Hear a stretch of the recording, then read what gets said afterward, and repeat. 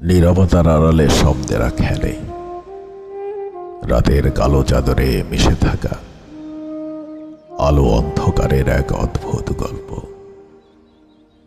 চাঁদের মলিন আলো গড়িয়ে পড়ে জলে, পথ হারানো ঘাসের বুক চিরে অজানা ছন্দে এগিয়ে চলে সাপের শরীর। আমি থমকে যাই, কলমে জমে থাকা গল্পের কাঁচা ছাপ, আলোর লেপে জড়ানো শীতল রাত্রি। ডাকে কেউ পেছন থেকে, ফিরেও দেখি না। শব্দেরা ডুব দেয় নিঃশব্দ এক গভীর নীল জলে, তবুও শব্দেরা বুনে চলে জোছনার মায়ায় ভেজা ঘাস, অবসন্ন শালিকের ডানার ক্ষীণ কাঁপন, ঝরা পাতার মৃদু মর্মর।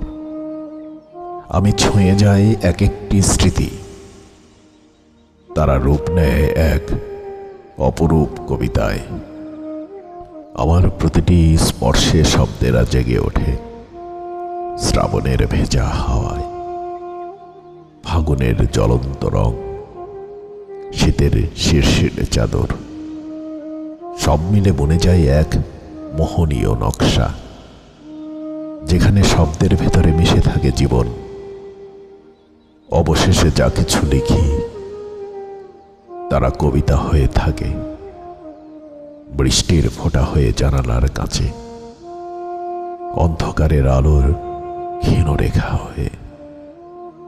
নিঃশব্দ সেই কবিতারা গভীরতর শূন্যতা বয়ে নিয়ে আসে এক ব্যাখ্যাতীত হৃদস্পন্দন।